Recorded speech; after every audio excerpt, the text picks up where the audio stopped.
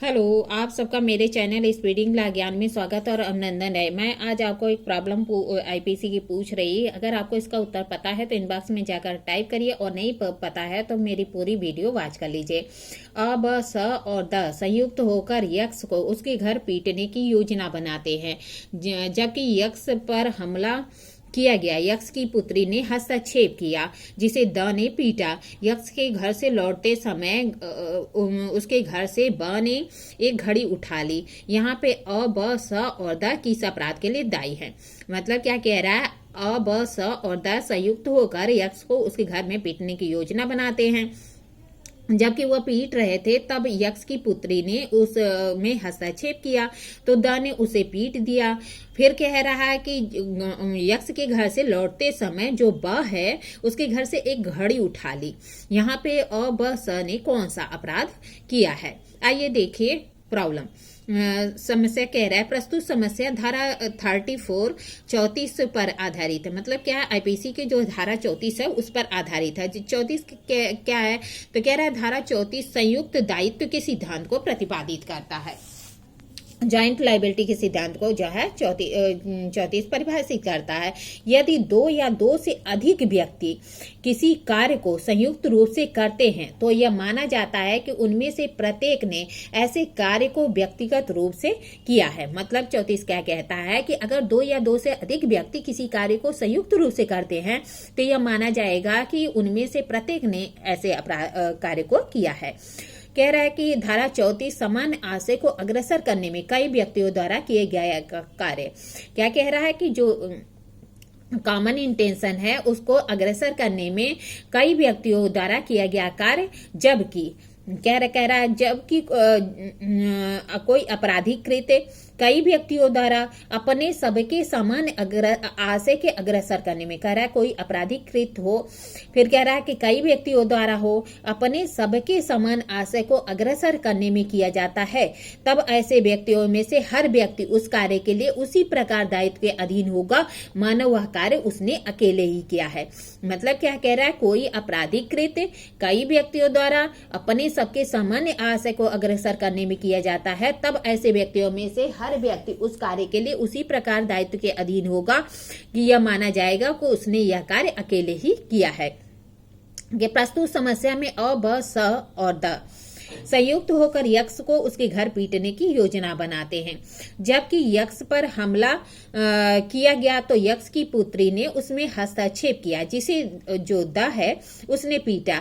यक्ष के घर से लौटते समय उसके घर से जो ब है उसने एक घड़ी उठा ली।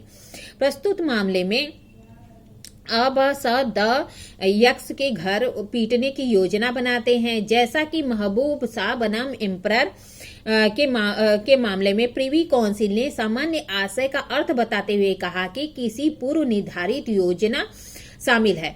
मतलब क्या कह रहा है, सामान्य आशय का क्या अर्थ है तो कहता है पूर्व निर्धारित योजना शामिल है सामान्य आशय का, जिसमें व्यक्ति एक गुट निर्मित करते हैं फिर विचार विमर्श कर योजना बनाते हैं।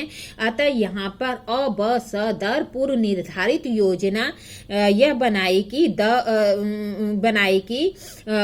यक्ष को उसके घर में पीटना है जिससे उनका सामान्य आशय निर्मित हो गया। मतलब क्या कह रहा है कि जो है महमूद साहब के केस की प्रिवी काउंसिल ने बताया कि इसके पूर्व निर्धारित योजना शामिल है। कुछ व्यक्ति मिलकर कोई योजना बनाते हैं जिसमें क्या हुआ था, अ, ब, स, द मिलकर योजना बनाते हैं कि यक्ष को उसके घर में पीटना है। यहाँ पे सामान्य आशय निर्मित हो गया। आइए देखिए, धारा 34 के अंतर्गत आवश्यक है कि कोई आपराधिक कृत्य हुआ हो, वह सामान्य आशय के अग्रसर करने में होना चाहिए। यहाँ पर अ, ब, स, द ने अपने सामान्य आशय अर्थात यक्ष को उसके घर में पीटने के लिए अग्रसर करने में उसके घर जाते हैं और स्वाभाविक है कि जो कि उस कार्य को में उन्हें बाधा पहुंचाएगा उन्हें भी क्षतिकारित करेंगे। तो यक्ष की पुत्री ने हस्तक्षेप किया तो द ने उसे पीटा। यद्यपि पुत्री को सिर्फ द ने पीटा था किंतु उसका कार्य सामान्य आशय को अग्रसर करने में किया गया था, इसलिए सारे कार्य उसी प्रकार दायित्व के अधीन होंगी कि मानो वह कार्य उसी ने किया हो। मतलब क्या कह रहा है कि अगर वो क्या करते हैं, वो जो सामान्य आशय रहता है कि यक्ष को उसके घर जाके पीटना, लेकिन अगर उसमें कोई बाधा पहुंचाता है तो उससे भी वह क्या करेंगे, क्षतिकारित करेंगे, उससे भी पीटेंगे। तो जो यक्ष की पुत्री जो है जो उसमें हस्तक्षेप करती है, तो द ने उसे पीटा, लेकिन उसने इसको खाली द ने पीटा, लेकिन उसको भी माना जाएगा कि सामान्य आशय को अग्रसर करने में किया गया कार्य है और सारे व्यक्ति उसके लिए उसी प्रकार दायित्व के अधीन होंगे कि मानो उसने उस कार्य को किया है। जैसा कि वीरेंद्र कुमार घोष बनाम इम्पर 52 AI प्रीवी काउंसिल ने स्पष्ट किया गया कि वह कार्य धारा 34 में प्रयुक्त आपराधिक कृत्य को इंगित करता है। इसका अर्थ यह है कि आपराधिक व्यवहार की एकता और उसकी परिणति किसी कार्य की होती है जिसके लिए एक व्यक्ति दंडनीय होगा। यदि वह स्वयं उसके द्वारा किया गया होता तो अपराध होता। मतलब क्या कह रहा है वीरेंद्र कुमार घोष बनाम इम्पर के मामले में कि जो आपराधिक कृत्य जो धारा 34 में प्रयुक्त आपराधिक कृत्य है वह इंगित करता है कि कोई आपराधिक व्यवहार की एकता हो और जिसकी परिणति जो है ऐसे कार्य से होती हो जिसके लिए किसी व्यक्ति को दंडित किया जाता हो, और यदि वह स्वयं करता तो वह अपराध होता। क्या कह रहा है, अतः प्रस्तुत मामले में जो द है वह यक्ष की पुत्री को जिसने हस्तक्षेप किया था पीटा था, किंतु उसका कार्य सामान्य आशय के अग्रसर करने में किया गया था, इसलिए अ ब स और द यक्ष की पुत्री को पीटने के लिए विदाई है। मतलब क्या कह रहा है कि जो पीटा तो खाली द ने था यक्ष की पुत्री को, लेकिन उसका कार्य जो था वह सामान्य आशय को अग्रसर करने में था, इसलिए अ ब स द सभी जो है यक्ष की पुत्री को पीटने के लिए दायी होंगे।